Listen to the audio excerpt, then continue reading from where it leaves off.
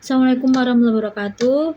Saya Syabana dari DKV Pagi. Di sini saya akan menjelaskan tentang tugas Sapuran Kapita Serta Budaya. Saya mengambil Kabupaten Bojonegoro. Hal satu pendahuluan yaitu latar belakang. Jawa Timur menyimpan beragam potensi wisata. Potensi itu bukan hanya wisata air terjun, kuliner, wisata pantai, dan lainnya. Salah satu kabupaten memiliki kekayaan alam, budaya, dan peninggalan sejarah di Provinsi Jawa Timur adalah Kabupaten Bojonegoro. Bojonegoro merupakan salah satu kota atau kabupaten yang berada di paling barat di Jawa Timur.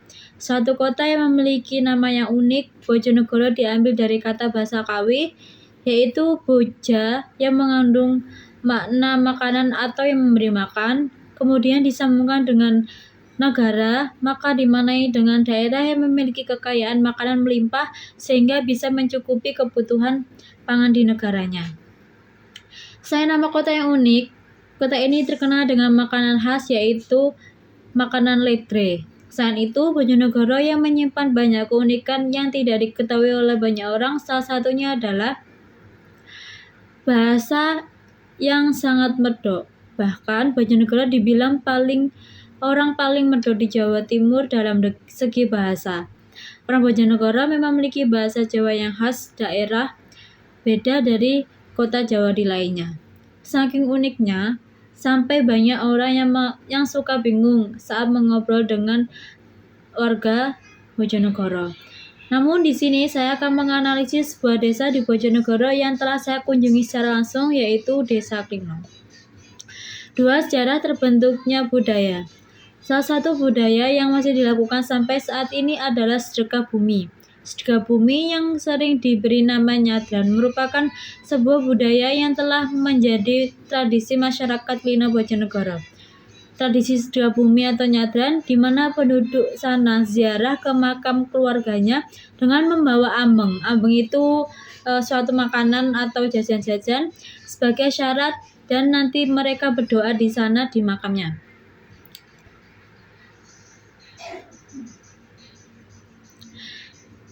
Selain itu ada juga budaya pleretan, di mana masyarakat Bojonegoro, terutama mereka yang berprofesi sebagai petani, mereka mengadakan budaya ini, yaitu tradisi ini suatu wujud rasa syukur kepada Tuhan atas panennya tanaman mereka.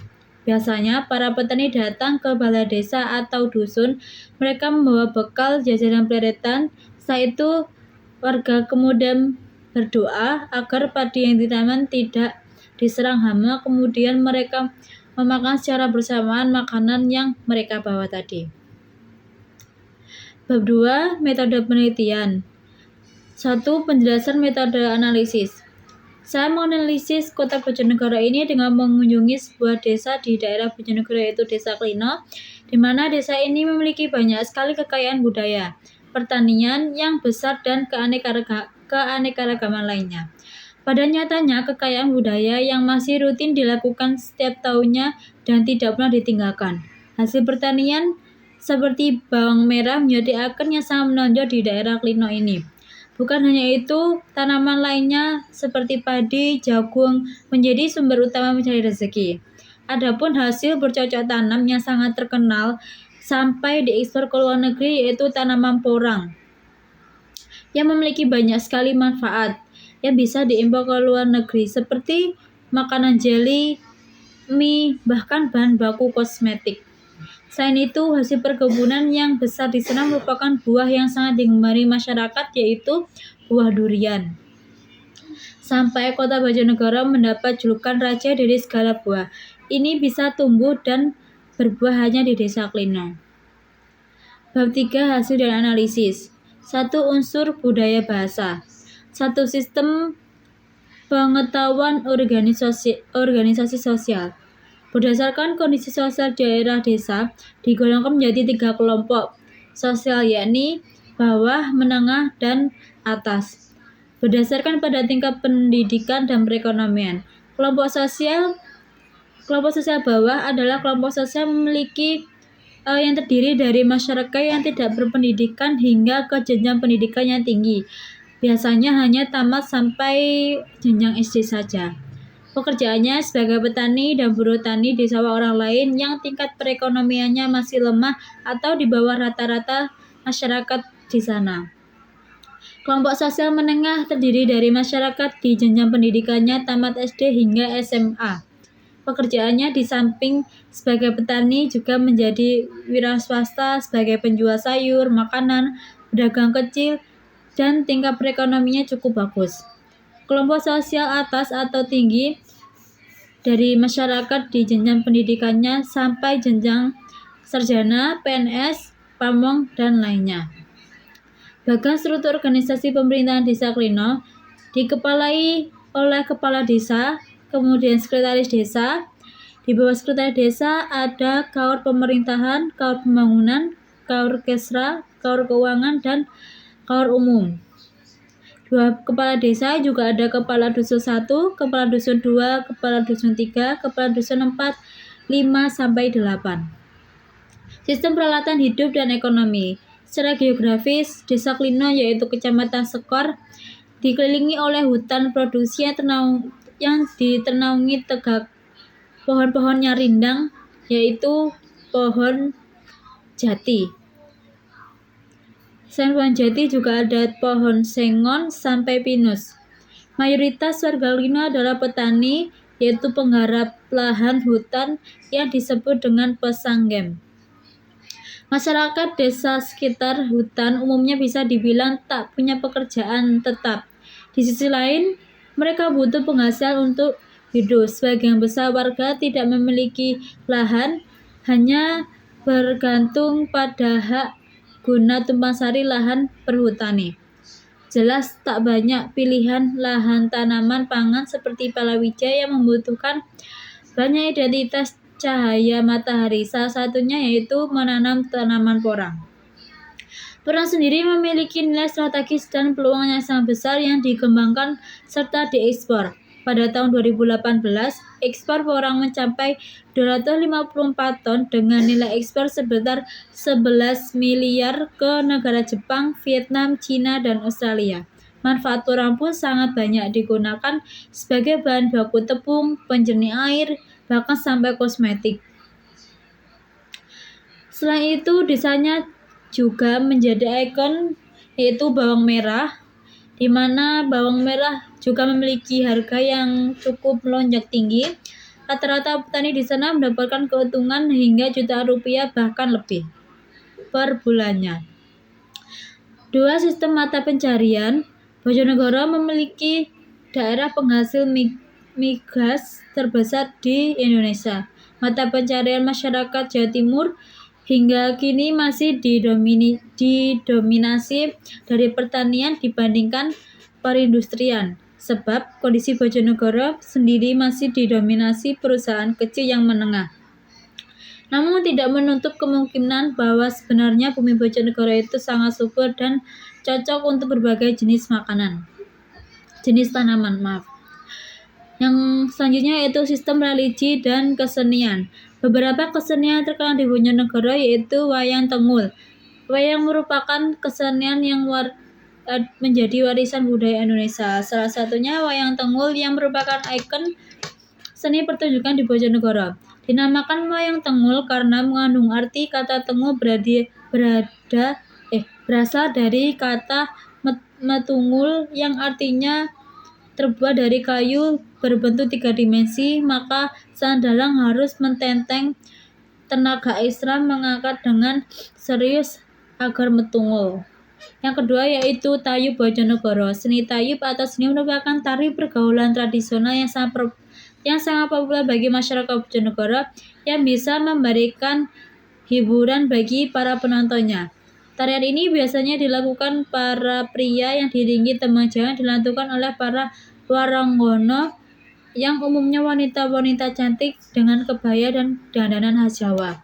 Yang ketiga yaitu tari kayangan api, merupakan tari yang dibuat pada tahun 2015 oleh Dinas Pariwisata dan Kebudayaan Bojonegoro. Tari kayangan api diciptakan karena ingin mengembangkan budaya Jawa.